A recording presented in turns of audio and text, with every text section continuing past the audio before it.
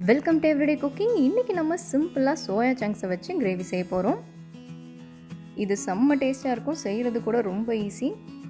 சப்பாத்தி, இட்லி, தோசை, சாதம்னு நீங்கள் இதை எதுக்கு வேணாலும் தொட்டுக்கலாம். இதுக்கு முதல்ல நம்ம சோயாவை சுடு தண்ணியில் போட்டு எடுக்கணும். அதனால் தண்ணி எடுத்துக்கோங்க, அதில் கொஞ்சமாக உப்பு சேர்த்து நல்லா கொதிக்க விடுங்க. அதில் 1/2 கப் சோயா சங்க்ஸ் ஆட் பண்ணுங்கள். இது நல்லா சாஃப்ட் ஆகணும், அது வரைக்கும் இது அடுப்பில் இருக்கட்டும். இதோ நல்லா சாஃப்ட் ஆகிடுச்சு. இப்போ தண்ணியை வடிகட்டிட்டு ஆறுனதும் புழிஞ்சு இந்த மாதிரி எடுத்து வச்சுக்கோங்க. இப்போ ஒரு பாத்திரத்தில் கொஞ்சமாக எண்ணெய் விட்டுக்கலாம். நான் இங்கே தேங்காய் எண்ணெய் யூஸ் பண்ண போகிறேன். இதில் ஒரு 1/2 நறுக்குன்னு பெரிய வெங்காயம் சேர்த்து வதக்க ஆரம்பிங்க. வெங்காயம் நல்லா வதங்கிடணும். வெங்காயம் வதங்கினதும் ஒரு நறுக்குன்னு பெரிய சைஸ் தக்காளி சேர்த்துக்கோங்க. இப்போ தக்காளி நல்லா வதங்கணும்.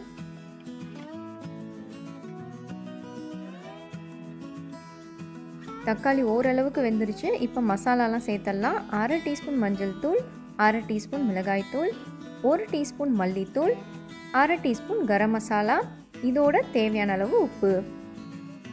இதை நல்லா வதக்கிக்கோங்க. மசாலாவோட பச்சை வாசம்லாம் போகணும். கொஞ்சம் எண்ணெய் பிரிஞ்சு வரட்டும், அது வரைக்கும் வதக்கிக்கோங்க. வதக்கிட்டு நம்ம ரெடி பண்ணி வச்சுருக்கிற மீல் மேக்கர், அதாவது சோயா சங்க்ஸை ஆட் பண்ணி அதையும் சேர்த்து வதக்க ஆரம்பிக்கலாம்.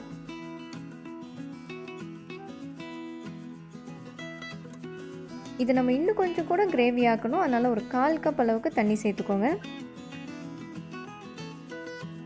மீடியம் ஃப்ளேம்லேயே வச்சு குக் பண்ணுங்கள். கொஞ்சம் கெட்டியாகணும், அது வரைக்கும் குக் பண்ணால் போதும். இந்த மாதிரி இருக்கணும். இப்போ நம்ம நறுக்கின கொத்தமல்லி இலை சேர்த்து ஃபினிஷ் பண்ணிடலாம். ஸோ இதோ நம்மளோட கிரேவி ரெடி. இந்த ரெசிபி உங்களுக்கு பிடிச்சிருக்குன்னு நம்புகிறோம். வேறொரு இன்ட்ரெஸ்டிங்கான ரெசிபியோடு உங்களை சந்திக்கிறோம். எங்கள் வீடியோஸ் எல்லாம் பிடிச்சிருந்தால் லைக் பண்ணுங்கள், ஷேர் பண்ணுங்கள், கமெண்ட் பண்ணுங்கள் அண்ட் மறக்காமல் எங்கள் சேனலுக்கு சப்ஸ்கிரைப் பண்ணுங்கள்.